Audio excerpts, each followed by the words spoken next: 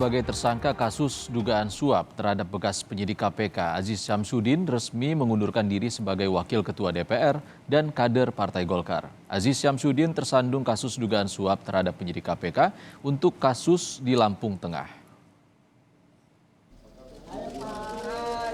Aziz Syamsuddin terbukti melakukan suap secara bertahap kepada mantan penyidik KPK saat menjabat sebagai Wakil Ketua DPR terkait kasus suap dan alokasi khusus di Kabupaten Lampung Tengah. Ketua KPK Firly Bahuri menyebut Aziz telah terbukti mengirimkan uang senilai 3,1 miliar rupiah kepada mantan penyidik KPK Stefanus Robin 47 dan Maskur Hussein dengan menggunakan rekening pribadinya.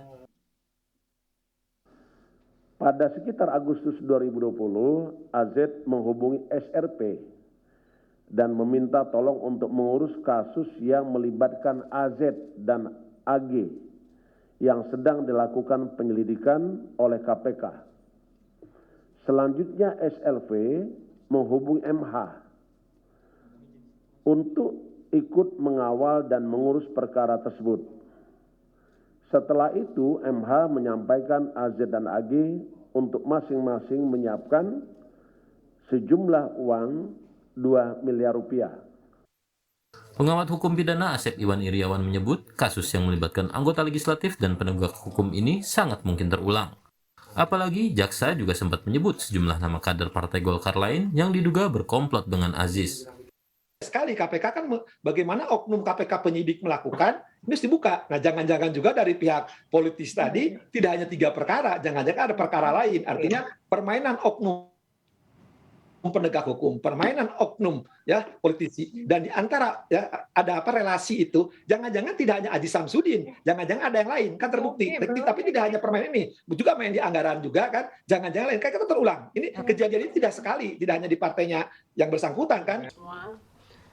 Sesuai ditetapkan sebagai tersangka kasus dugaan suap terhadap bekas penyidik KPK, Aziz Syamsuddin resmi mengundurkan diri sebagai Wakil Ketua DPR dan kader Partai Golkar. Saat ini, Partai Golkar masih mempersiapkan sosok pengganti Aziz Syamsuddin sebagai Wakil Ketua DPR. Partai Golkar menyebut saat ini Aziz Syamsuddin juga dinonaktifkan sebagai kader Partai Golkar, namun tetap diberi bantuan hukum. Siapa yang menggantikan Aziz? Partai Golkar masih belum mau menyebut nama. Ketua Badan Advokasi Hukum dan HAM Partai Golkar, Supriyansa, hanya menyebut semua kader berpotensi menggantikan Aziz sebagai Wakil Ketua DPR.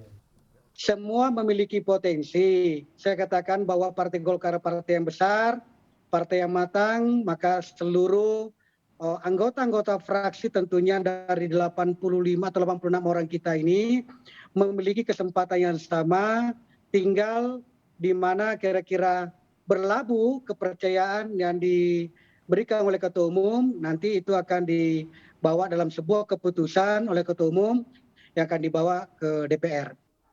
Kasus yang diduga dilakukan Aziz Syamsuddin merupakan modus konvensional, yaitu terkait maklar kasus. Namun, kasus ini menjadi sensasional karena diduga melibatkan Wakil Ketua DPR serta penyidik KPK. Dan sangat mungkin, dengan sejarah panjang kasus korupsi yang melibatkan anggota DPR sebelumnya, kasus dugaan suap oleh Aziz Syamsuddin ini bukan merupakan kasus terakhir. Tim Liputan, Kompas TV.